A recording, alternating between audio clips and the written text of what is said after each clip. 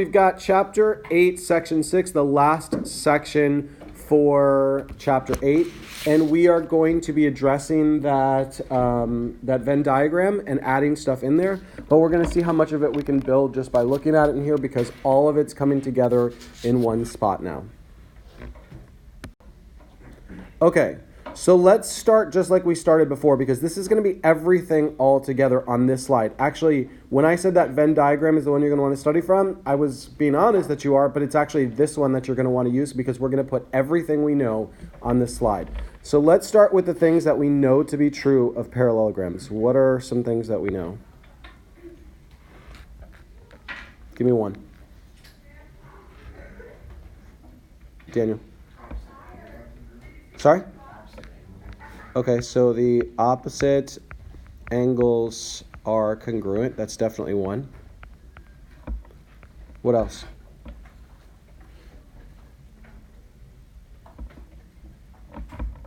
Rough morning? What's going on? All right. Yes, ma'am. Okay.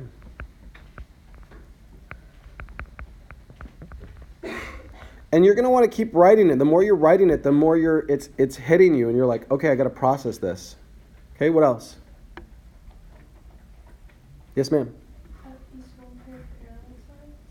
Well, that would be a trapezoid.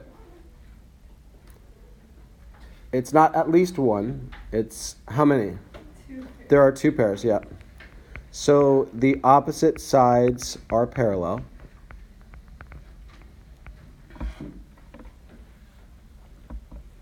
What else do we got?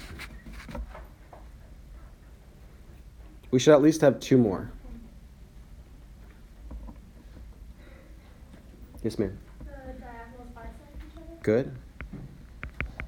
Diagonals bisect each other. And one more thing I'm looking for about the angles.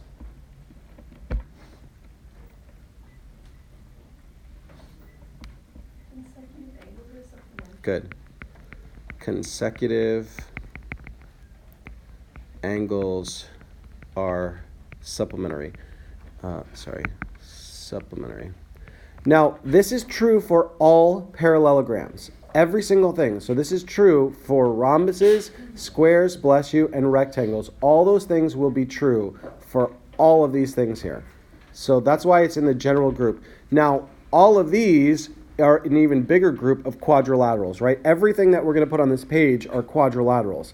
But there's a smaller group of quadrilaterals called the parallelograms. These are all true for parallelograms. And now we're going to get more specific in those parallelograms, starting with a rhombus. Yes, they have four congruent sides, but what else do we know? Yes, ma'am? The diagonals are congruent. The diagonals are... Bisect, I can't remember something about that. They have something with the diagonals.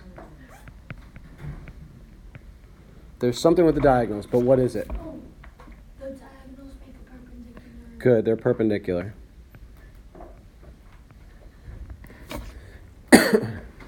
And there's something else about the diagonals.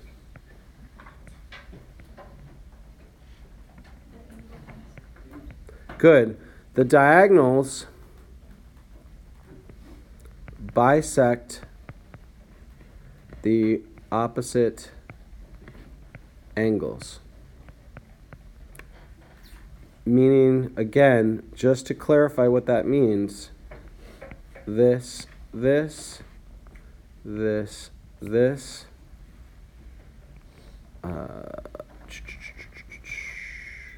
this, this, this, this. Four congruent right triangles. So you're going to want to make sure you get all this down because honestly, this is what I think when we're done with this slide will be your number one slide that you should be looking at. Like if you don't have this slide, like, boy, it's going to be rough.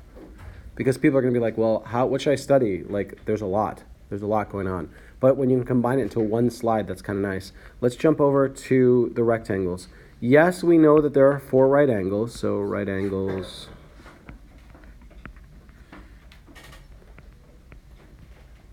But there's something else that's true about the rectangles.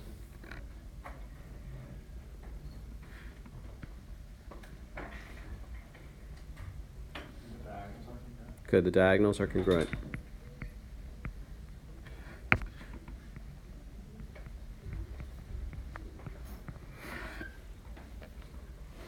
Okay, I'm going to move down because I am not going to stay inside that parallelogram box. I'm actually going to make myself some new boxes down here because on this slide there are other quadrilaterals that we need to address. The first thing that we need to address is there are things called trapezoids.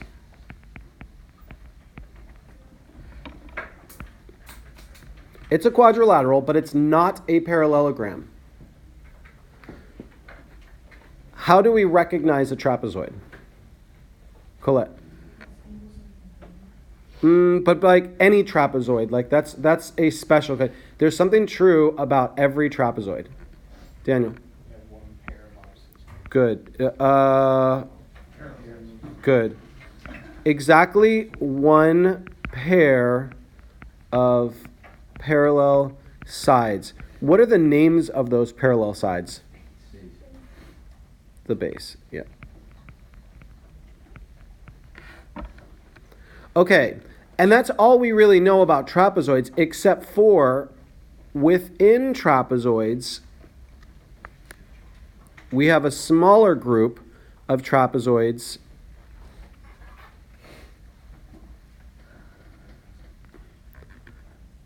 called isosceles trapezoids.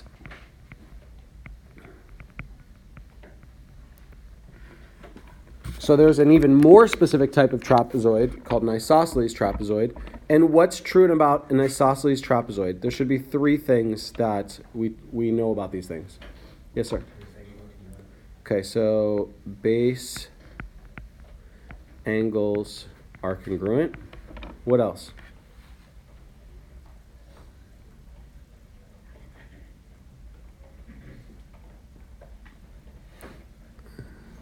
I should hear something about the diagonals and something about the legs. Yes, sir. The diagonals are congruent. Good. Diagonals are congruent.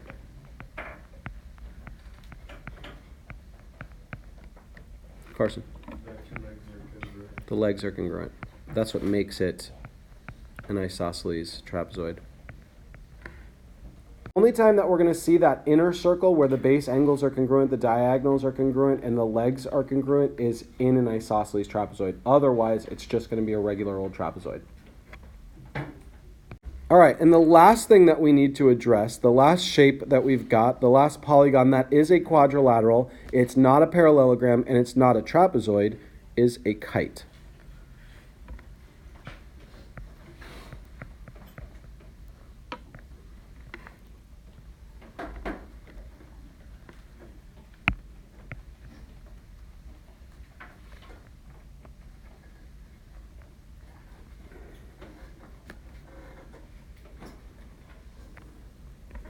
All right, yes, sir. Okay, so there's two pairs of consecutive, meaning one right after another, congruent sides.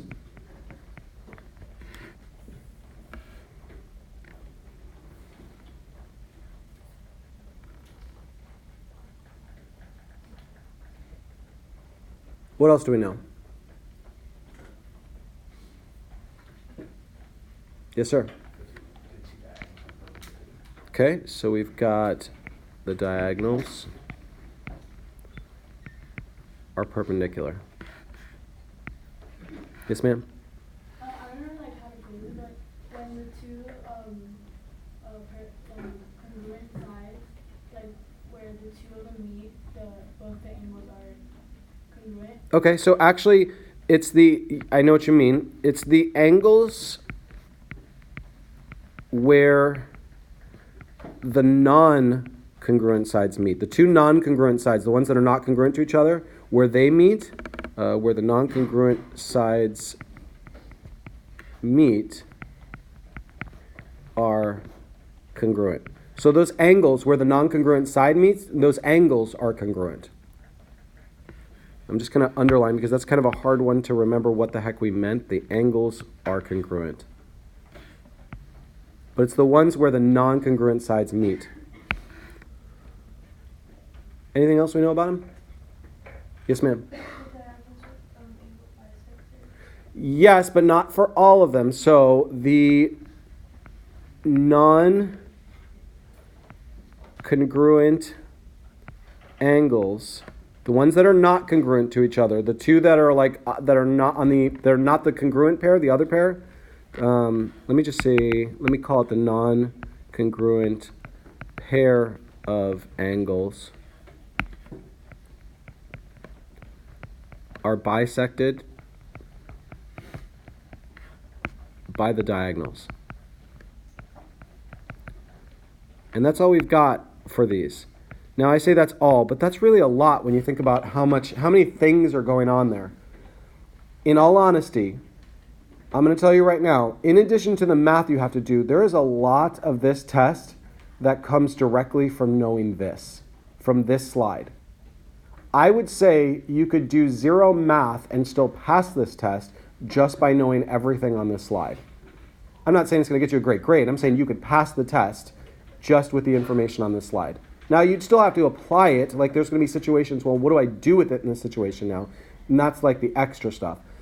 The math stuff alone is not enough to say it's going to get you past it. Like, this is what I call the vocab of it. Like, it's not my favorite lessons, but it is what it is. You have to know these things. These are the properties you have to know.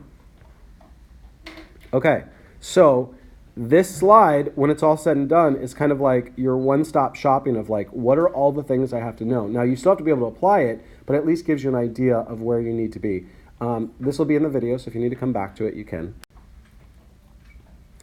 Okay, so when we apply those things, here's what we might have. So a kite, I'm just going to apply those things. We've got 2 pairs of consecutive congruent sides. That would look like this. We've got the diagonals are perpendicular.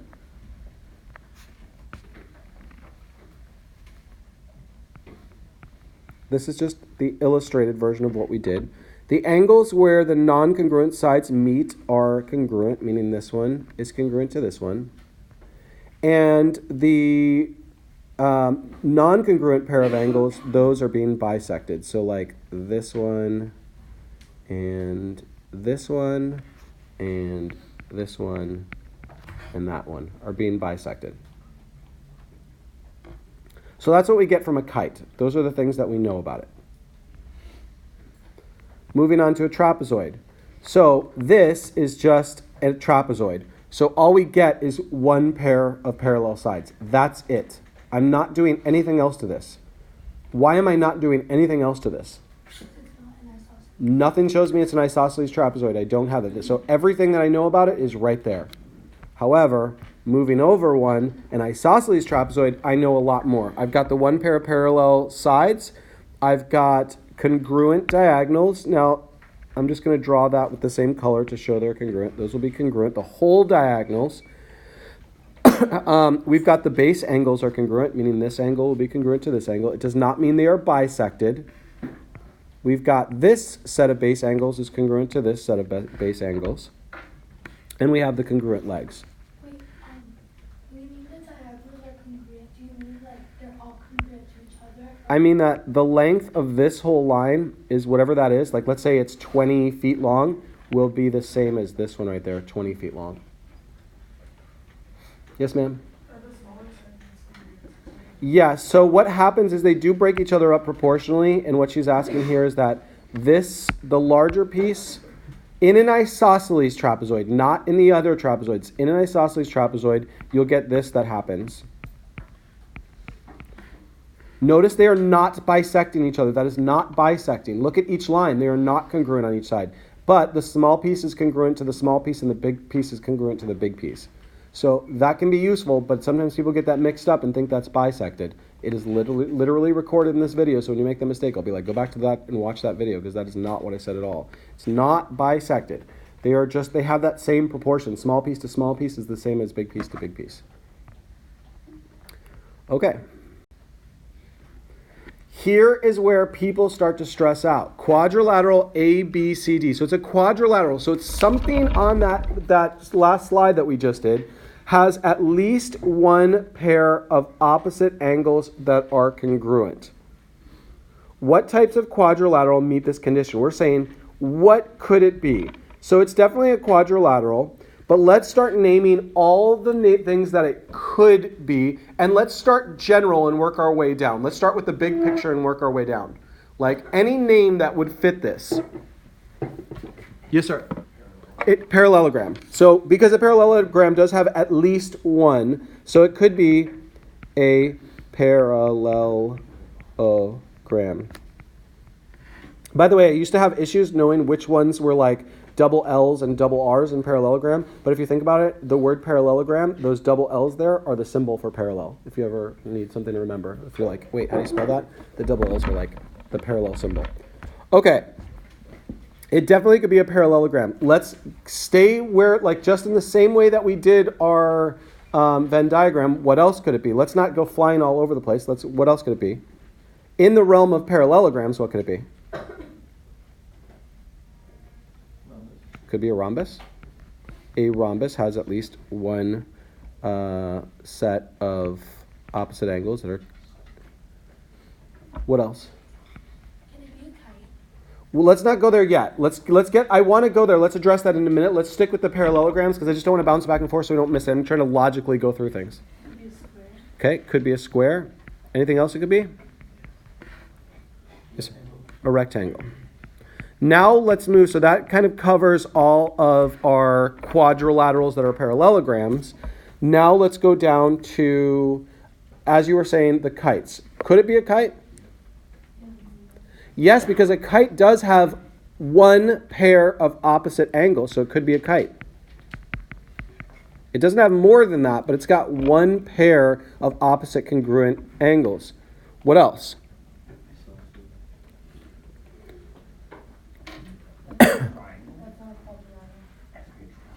Wait, what did we say?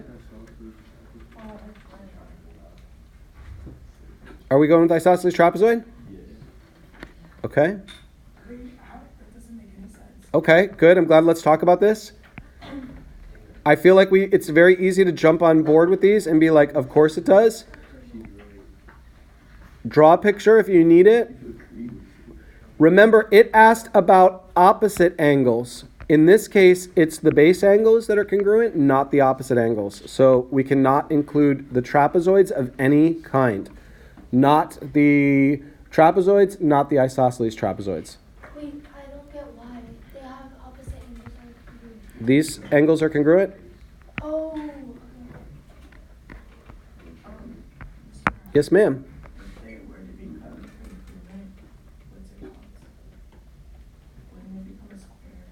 If we had one pair or two pairs, that all depends.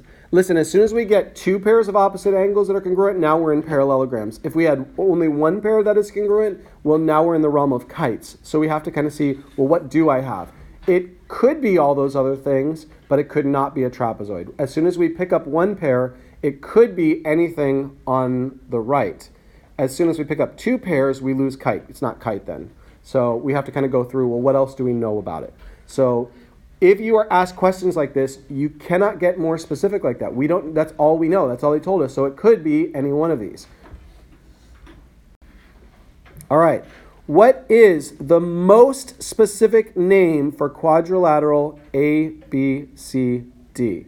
Again, go with what you can prove to me, not with what your gut feeling is. Colette. Okay, why not a square? Because I feel like this is a square. Yeah, it doesn't. You don't know they're 90-degree angles, and you don't know that all four sides of this are congruent. But what I do know is that the diagonals are bisecting each other. That's the only piece. It's a quadrilateral where the diagonals are bisecting each other. That's the only thing that's shown to me. Therefore, the best I can say about this is parallelogram. I can't say rhombus. I don't see four congruent sides. I can't say rectangle. I don't see the right angles. If to be a square, I have to be a rhombus and a rectangle. So the only one that's going to work here is parallelogram. Do not be fooled by this question. It's very easy to throw something like this on the test and get about 80% of the people to miss it. Because 80% of the people will go with either square or they'll be like, oh, he didn't say the sides are congruent, so it must be a rectangle. And it'll be like, I didn't say any of those things. Is enough information given in the diagram to show that this quadrilateral PQRS is an isosceles trapezoid? And explain. Amber. I said yes because the base angles are congruent, meaning that the legs are congruent. Okay, well, I definitely have two angles that are congruent. That's definitely true. But do I definitely have a pair of parallel sides? Well, if the angles are...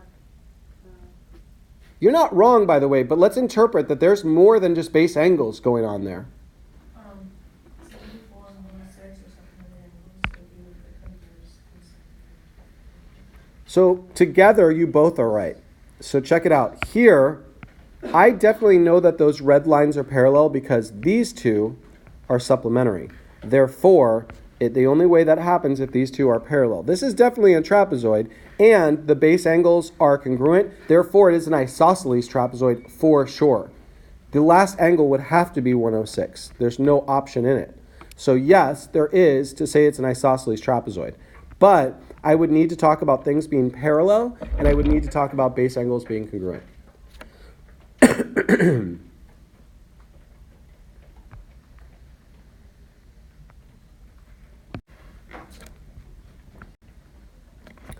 Give the most specific name for this quadrilateral. I'm telling you right now, when I put questions like this on the test, this is what gets people. And this is the one that as soon as I say I've collected all tests, that you all run over to each other and start debating what this could be.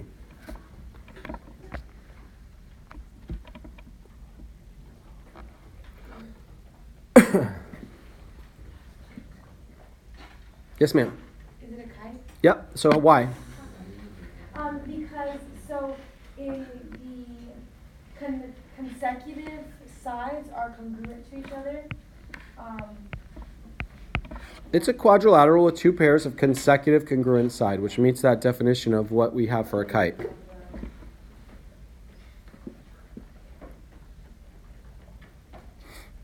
So a lot of times, sometimes the answer to the question might be like that we can't even call it. Like there may not even be enough information to call things a parallelogram sometimes, or even a kite. Sometimes the best name you can call something is, that's a four-sided figure, it's a quadrilateral.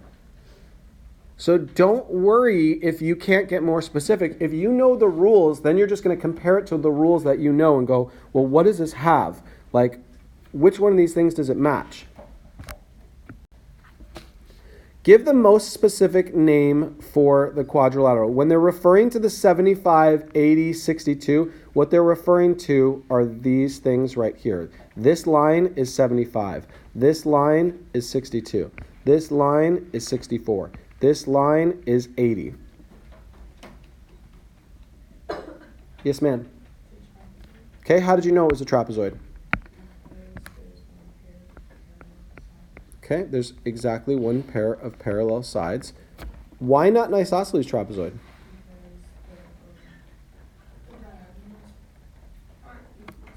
Okay, let's take a look at the diagonals first. We've got one of the diagonals is 75 plus 62, which would be 137, and the other one is 64 plus 80,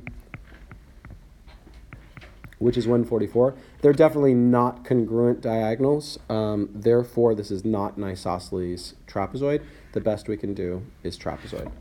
So if I were looking for names of what this could be, if I said, give me all the names this could be, quadrilateral, trapezoid, that's it.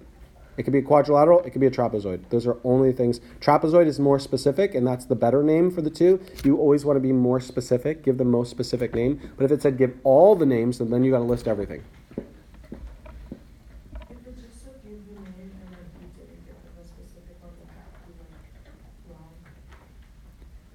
If it said give the name, it said name like singular, and you didn't give it like the most specific name, then yes, that would be incorrect. All right, give the most specific name for the quadrilateral. Okay, this is up to you guys now. And if you're going to throw a name out there, be ready to back it up. I need you to prove it if you're going to, it's not going to be like, it's this, and I'm just going to go along with it. I'm going to be like, all right, explain your reasoning. Okay, why not anything else? All right, so let me look at the criteria to be a parallelogram.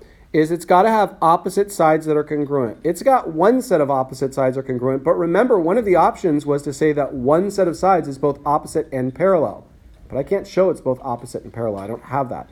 So that's out. The diagonals bisecting each other. Well, one diagonal is being bisected, but I don't know about the other. The consecutive angles being supplementary. I don't know anything about that. The consecutive angles being, the opposite angles being congruent. I don't know that. So I've just kind of eliminated all of the parallelograms there. Parallelograms are out. Now I'm down to trapezoids and kites. I could go trapezoid if I had a set of parallel sides or some angles to show something. I don't have that. So trapezoids are out. I get to kites. Two pair of consecutive congruent sides, I don't have that. The diagonals being perpendicular, I don't have that. Angles where the non-congruent sides meet are congruent, I don't have that. So the best I can do